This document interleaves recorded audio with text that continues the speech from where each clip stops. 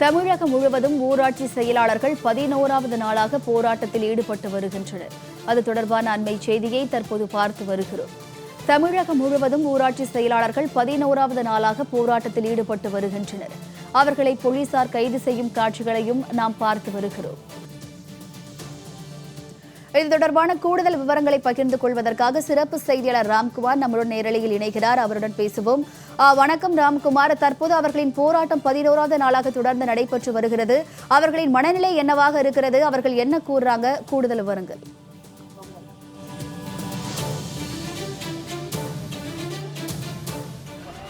விளம்பர திமுக அரசை பொறுத்த வரைக்கும் பொதுமக்கள்ல இருந்து அரசு ஊழியர்கள் வரை அவர்கள் மீது கட்டவிழ்த்து விடக்கூடிய ஒரு காட்டு தர்பார் நடத்திட்டு வருதுன்னே சொல்லலாம். அரசு ஊழியர்கள் ஒட்டுமொத்தமா தங்களுடைய மனக்கசப்போடு வாழ்ந்துட்டு இருக்காங்க. அந்த வகையில தான் ஊராட்சி செயலாளர்கள் தங்களது உறுதியளிக்கப்பட்ட ஓய்வூதிய திட்டத்தில் சேர்க்க வலியுறுத்தி 11வது நாளாக இந்த போராட்டத்தில் ஈடுபட்டு வராங்க. தமிழகம் முழுவதும் இருக்கக்கூடிய 12,500 கிராமப்புறங்களில் பணியாற்றக்கூடிய அரசு ஊழியர்களான ஊராட்சி செயலாளர்கள் தங்களை இந்த சமீபத்தில் விளம்பர அரசு வெளியிட்ட இந்த உறுதியளிக்கப்பட்ட ஓய்வூதிய திட்டத்தில் தங்கள் இணைக்க வேண்டும் என வலியுறுத்தி இந்த போராட்டமானது கடந்த 6ஆம் தேதி முதல் 13ஆம் தேதி வரை நடந்தது. அதன் பிறகு தற்போது 3வது நாளாக சென்னை மாவட்ட ஆட்சியர் அலுவலகம் அருகே இந்த போராட்டமானது நடைபெற்று வருகிறது. இதில் ஆயிரக்கணக்கான ஊராட்சி செயலாளர்கள் தமிழகத்தில் உள்ள அனைத்து மாவட்டங்களிலிருந்தும் வந்து சென்னையை முற்றுகையிட்டு இந்த ஆர்ப்பாட்டத்தில் ஈடுபட்டு வருகிறார்கள். 2 கோரிக்கை தான் இவர்களுடைய கோரிக்கை என்பது உறுதியளிக்கப்பட்ட ஓய்வூதிய திட்டத்தில் ஊராட்சி செயலாளர்களை சேர்க்க வேண்டும். ஏற்கனவே ஓய்வு பெற்ற ஊராட்சி செயலாளர்களுக்கு மாதம் 15,000 ரூபாய் ஓய்வூதியம் வழங்க வேண்டும் என வலியுறுத்தி இந்த போராட்டமானது நடைபெற்று வருகிறது. எத்தனை போராட்டம் நடத்தினாலும் இந்த விளம்பர திமுக அரசிற்கு காது கேட்கவில்லை என்ற வகையில் தான் இந்த 11வது நாள் போராட்டம் என்பது நடைபெற்று வருகிறது. நேற்று சென்னை பனகல் மாளிகை அருகே நடைபெற்ற 10வது நாள் போராட்டத்தில் 1107 பேர் மீது சைதாப்பேட்டை காவல்துறையினர் வழக்கு பதிவு செய்திருக்கிறார்கள். அதை எத்தனை வழக்குகள் போட்டாலும், எத்தனை காட்டு தர்பார், எத்தனை அராஜகங்களை கட்ட வைத்து விட்டாலும் தங்களுடைய போராட்டம் தொடரும் என தெரிவித்து இந்த 11வது நாள் போராட்டம் என்பது நடைபெற்று வருகிறது. இந்த போராட்டத்தில் விளம்பர திமுக அரசை கண்டித்து தொடர்ச்சியாக கோஷங்கள் எழுப்பிட்டு வராங்க. குறிப்பா உறுதியளிக்கப்பட்ட ஓய்வூதிய திட்டத்தில் தங்களை இணைக்க வேண்டும். அதே போல கிட்டத்தட்ட ஏற்கனவே ஓய்வு பெற்றவர்களுக்கு மாதம் 15,000 ரூபாய் ஓய்வூதியம் வழங்க வலியுறுத்தி இந்த போராட்டமானது நடைபெற்று வருகிறது. இதில் இப்போ சமீப காலமா இந்த நேற்று 10வது நாள் போராட்டத்தின் போது தமிழகம் முழுவதும் இருக்கக்கூடிய பல்வேறு ஊராட்சி செயலாளர்கள் 500 பேர் வந்து பணியிடை நீக்கம் செய்யப்பட்டிருக்கிறார்கள்.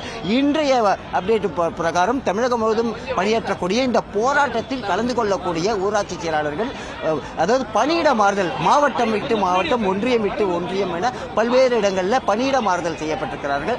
போராட்டத்தில் ஈடுபட்டவர்கள் மீது நடவடிக்கை என்ற பெயரில் தான் அதாவது இயக்குனர் வந்து அறிவிப்பு கொடுத்திருக்கிறாரு. ஒட்டுமொத்தமாக தமிழகம் முழுவதும் ஏழை எளிய மக்கள் பயன்பெறக்கூடிய இந்த ஊராட்சி செயலாளர்களோட பணி என்பது ஊராட்சிகளில், கிராமப்புறங்களில் அதாவது குடிநீர் பிரச்சனை, பட்டா, சிட்டா, அடங்கல் உள்ளிட்ட பல்வேறு வசதிகளை செய்து கொடுப்பது ஊராட்சி செயலாளர்கள் தான். கிராமப்புறங்களின் முதுகெலும்பாக இருக்கக்கூடிய ஊராட்சி செயலாளர்களோட பணி என்பது இன்றியமையாதது. ஆனால் இதையெல்லாம் கண்டுகொள்ளாத விளம்பர திமுக அரசு தொடர்ச்சியாக போராட்டம் நடத்தியவர்கள் மீது அது கைது செய்வதும் வழக்கு போடுவதும் பல்வேறு அவர்களை வந்து போராட்ட களத்திற்கே வரக்கூடாது என்ற வகையில் மிரட்டி வருகிறது. ஏற்கனவே வந்து ஊராட்சி துறை இயக்குனர் பொன்னையா வந்து போராட்டத்தில் ஈடுபட்டால் அவர்கள் மீது கடும் நடவடிக்கை என மிரட்டும் தொனியில் பேசியிருக்கிறார். ஒட்டுமொத்தமாக தங்களது வாழ்வாதார பிரச்சனைக்காக ஓய்வு காலத்தில் தாங்கள் நலமோடு இருக்க வேண்டும் என்ற காரணத்திற்காக உறுதியளிக்கப்பட்ட ஓய்வூதிய திட்டத்தில் சேர்க்க வலியுறுத்தி இந்த போராட்டமானது நடைபெற்று வருகிறது. ஆனால் இதுவரை விளம்பர திமுக அரசோ ஊரக உள்ளாட்சித்துறையோ இவர்களை வந்து பேச்சுவார்த்தைக்கு அழைக்கவோ எதுவும் நடைபெறவில்லை. இதன் காரணமாக தமிழகம் முழுவதும் இருக்கக்கூடிய ஏராளமான ஊராட்சி செயலாளர்கள் தங்களை வந்து போராட்ட களத்திற்கு தள்ளியிருக்கிறார்கள். ஊராட்சி மன்ற செயலாளர்களோட இந்த போராட்டம் 11வது நாளாக நடக்குது. இதுவரை பேச்சுவார்த்தைக்கு அழைக்கவில்லை. எது மாதிரியான மிரட்டல்கள் வருகிறது? ஏற்கனவே பேச்சுவார்த்தைக்கு போராட்டத்துக்கு முதல் நாள் அழைத்தார்கள். அழைத்து அவர்கள் போராட்டத்தை நீங்கள் நடத்தக்கூடாது என்று சொன்னார்கள். ஏற்கனவே உறுதியளித்த பிறகுதான் நாங்கள் போராட்டத்தை ஒத்திவைத்து சென்றோம். உறுதியளித்தபடி அந்த அரசாணை வெளியிடப்படாமல் மாறாக 3400 என்ற பகுதி நேர பணியாளர்களோடு இணைத்து அந்த அறிவிப்பை மாண்புமிகு முதலமைச்சர் அவர்கள் வெளியிட்டது மிகுந்த கொதிப்படைய செய்திருக்கிறது. எனவே நாங்கள் கடந்த 13ஆம் தேதி ஒத்திவைத்த போராட்டத்தை நாங்கள் மீண்டும் இன்றைக்கு 4ஆம் தேதி முதல் நாங்கள் தொடங்கி நடத்தி கொண்டிருக்கிறோம். 11ஆம் நாளாக போராட்டம் நாங்கள் நடத்துகிறோம். மிக பிரம்மாண்டமாக நடத்துகின்ற இந்த வேளையிலே இந்த கூட்டத்தை குறைப்பதற்காக தமிழ்நாடு முழுவதும் 8000த்திற்கு மேற்பட்ட ஊராட்சி செயலர்கள் பணியில் வேலை நிறுத்தத்தில் இருக்கிறார்கள் என்பதற்காக அடக்குமுறை, ஒடுக்குமுறை, ஊராட்சி செயலர் 500க்கும் மேற்பட்டவர் சஸ்பெண்ட். இப்ப நேற்று மாலை முதல் ஒன்றியம் விட்டு ஒன்றியம் 60 கிலோமீட்டர் 70 கிலோமீட்டர் பணி மாறுது. எப்படி ஒரு ஊராட்சி செயலர் ஒரு களப்பணியும் செய்கிறவர், அலுவலக பணியும் செய்கிறவர் தன்னுடைய சொந்த இருப்பிடத்திலிருந்து 60 கிலோமீட்டர் 70 கிலோமீட்டர் தள்ளி எப்படி ஒரு பணியிடத்திற்கு போக முடியும்? மத்திய மாநில அரசு திட்டங்கள் பணிகள் தான் பாதிக்கப்படும். ஊராட்சி செயலர்கள் போராடுகிறார்கள் என்ற ஒரே